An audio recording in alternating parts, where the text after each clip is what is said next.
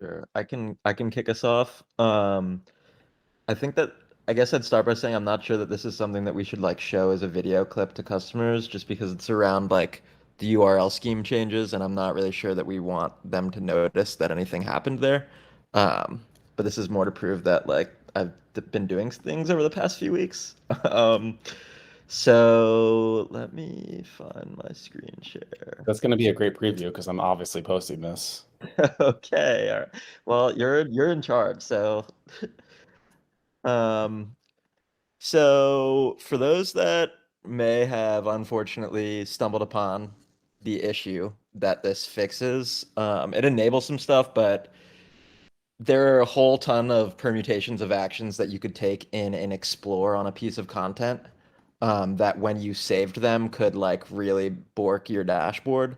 Things like tiles getting swapped, filter mappings not being there, stuff like that. So I'm not going to go through like all of the permutations, but I will show a few of them. Wait 1 second, let me reshare and share a smaller window because my browser is pissing me off. Uh, um, so we have orders overview here on Playground. And here's the main copy of it. I'm going to compare the dashboard to this as we make some changes. This is a copy of it. It's on the old URL scheme, and you'll see we don't really have like key value pairs up here. And here's a copy that I'm going to put on the new URL scheme. So the feature is in QA right now, or I guess, again, not really sure we call it a feature, but it's in QA right now. Ariel has transitioned a handful of pieces of content over to the new scheme, but there's just like a button here that will transition it for you. And we're just going to go and do like the exact same sequence of steps on the old URL and the new URL and then see what happens to the dashboard. So let's start, I guess. We can like move this tile or this tab to the front. That's gonna start our explore. Let's like also go and rename all the tabs really quick, just for that way the tiles will look like mostly the same, but it will be considered as a change to each tab. Cool. Sure. New. That's maybe this is enough. I don't know if we need to do all of them. Cool. I'm gonna save this explore. And if we go to the dashboard, you'll see things are just messed up. Like if you compare it and contrast it to what we'd expect it to look like we just changed the names of these tiles and we changed the position on one, all of the vises should look the same. And you can see that they've swapped. Um, so if we go and do that exact same thing in the new URL scheme, we should not see that happen. So there's the Explorer. Let's rename some tabs. Sure. I know how many I did. This part's pretty boring.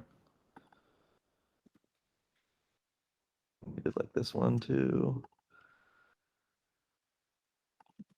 Sure. And we'll save it over, and then we'll go look at the dashboard, and it's the same. So that's the demo essentially. Soon soon every all of these pieces of content are gonna be on the new scheme, and you're never gonna see that sort of mishap happen on the dashboard if you were to go into a big long explore. And it also enables some stuff that'll be coming soon, like tab reordering and all that jazz. Do you want to briefly just touch on your how you're planning to roll it out? Because right now you've got the manual convert, and then you've got some plans Yeah, for what we're gonna do.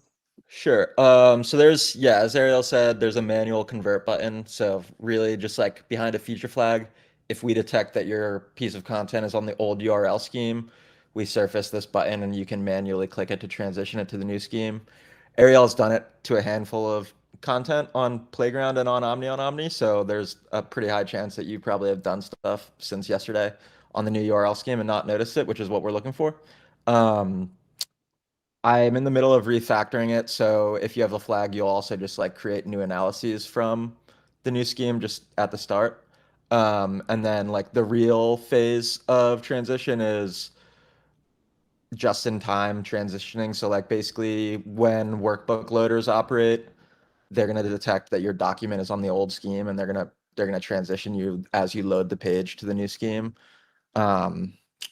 And then like shortly after then, we're just going to get rid of almost all of the code that like worries about what scheme you're on. And it will be pretty much located just to when you load a workbook, if you're on the old scheme, you're going to get moved to the new scheme. Yeah,